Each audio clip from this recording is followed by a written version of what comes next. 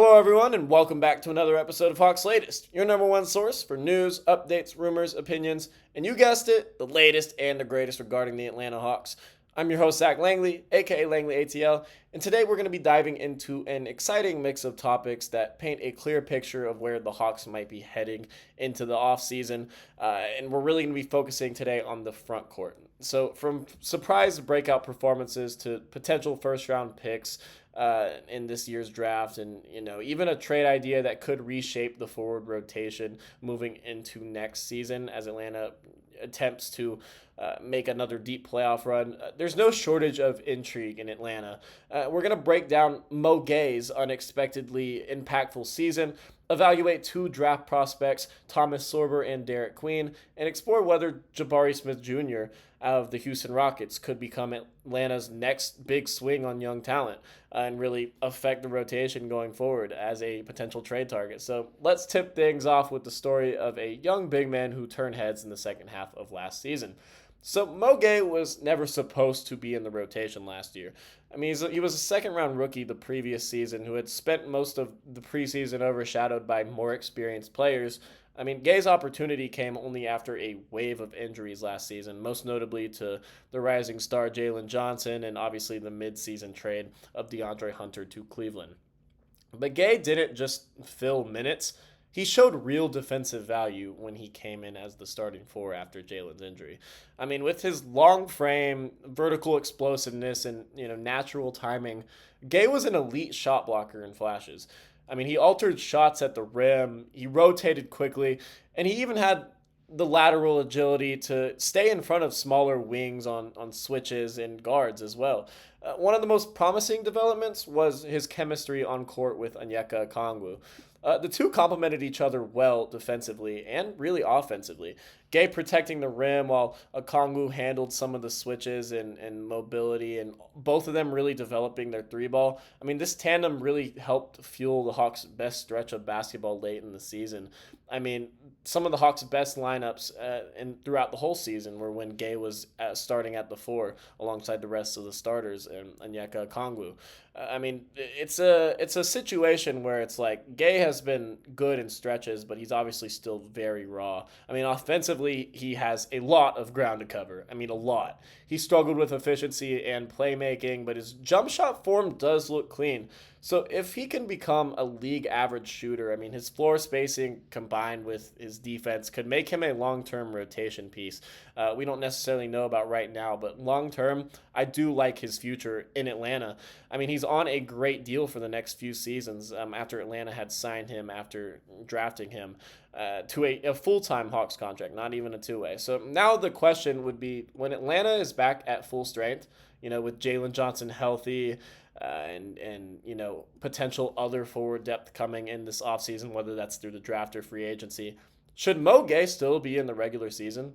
Let me know in the comments. I mean, based on his impact and potential, the answer is trending towards yes, although I don't really know at this point. I mean, now that we're still pre-draft and we still have, a little less than a month until the NBA draft, I mean, it's not really clear what the Atlanta Hawks are doing at the backup four.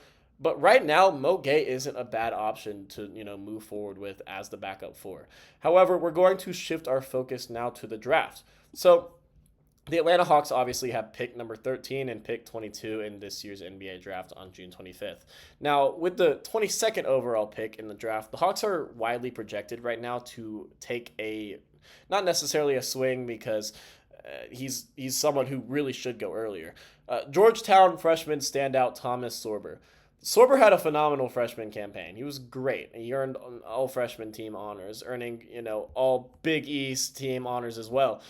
His stat line was 14.5 points, 8.5 rebounds, 2.4 assists, 2 steals, and 2 blocks per game. I mean, just unreal numbers for an 18, 19-year-old playing in a big-time conference in the NCAA. I mean, he shot over 53% from the field, a clear sign of efficiency going forward.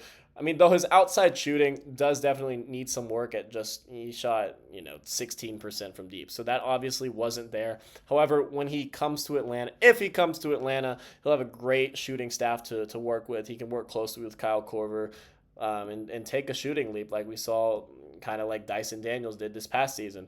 I mean, what Sorber does bring immediately is toughness, rebounding, interior defense. I mean, something that the Hawks obviously need very much.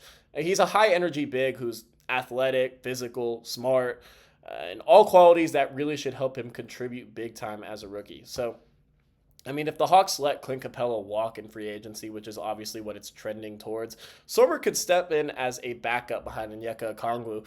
And that's honestly a great center for him to be behind, as Onyeka Okongwu obviously wasn't a good shooter and didn't really shoot when he was coming out of college into the NBA, and now he's really developed into a stretch big offensively. Sorber could take that leap as well, and he could be a very good backup behind Okongwu and not necessarily take minutes away from whoever we get at the backup four.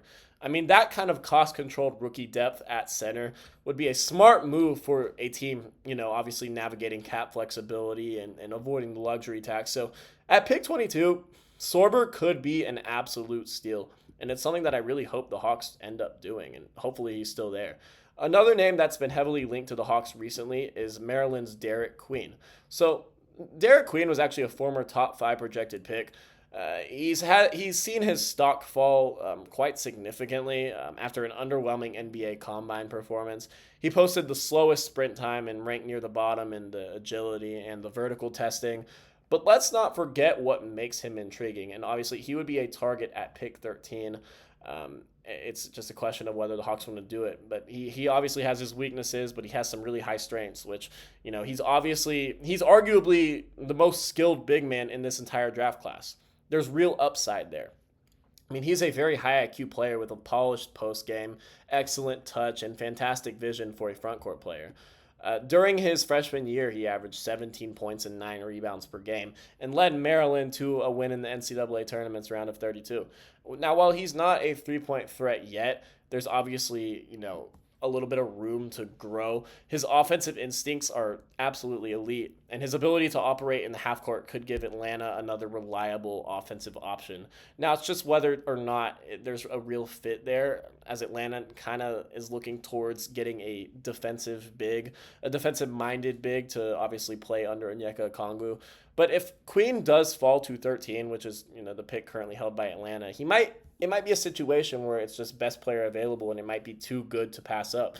He's not an Okongwu type defender, but his offensive ceiling is obviously much higher, and it could be a good complement going from Okongwu to Queen, although they're both undersized. So it obviously presents an issue, but it could be good. I mean, he's drawn comparisons to like Naz Reid, and that's someone who obviously would be great on the Hawks bench right now. And I mean, for a team trying to balance development with their playoff aspirations, I mean, Quinn could be an excellent long-term investment, and it's something that I would certainly be interested in the Hawks doing. So, finally, let's talk trades. So, one potential target who fits Atlanta's current trajectory and timeline, Jabari Smith Jr. of the Houston Rockets. At just 22 years old, Smith is a former top 3 pick. As we all know, he went in the draft with Paulo Banchero and Chet Holmgren. He hasn't really quite found his rhythm in Houston's crowded front court.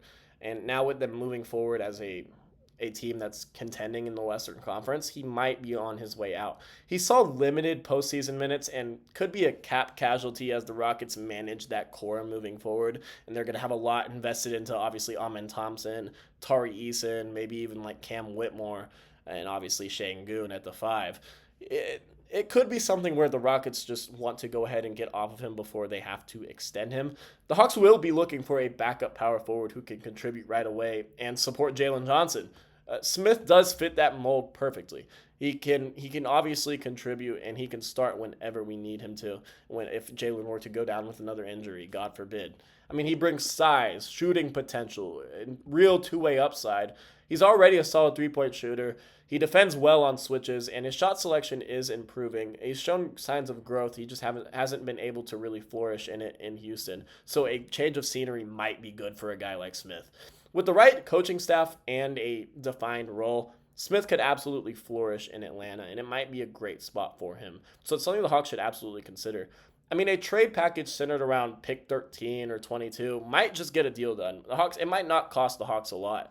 It's a calculated risk, but one that could seriously pay off big time if Smith really does thrive in a change of scenery. So whether it's Mo Gay's rise, the potential of Thomas Sorber and Derek Queen, or a swing on a guy like Jabari Smith Jr., one thing is clear: the Hawks have some real options to build a balanced, competitive team, both for the short term and for the long haul. So thank you guys for watching this latest edition of Hawks Latest. Once again, I'm Zach Langley. Go Hawks. If you enjoyed the breakdown, be sure to give this video a like and subscribe, and hit that notification bell so you don't miss a single update this offseason as we progress into a very busy offseason. So thank you guys for watching, and until next time, I'll see you then.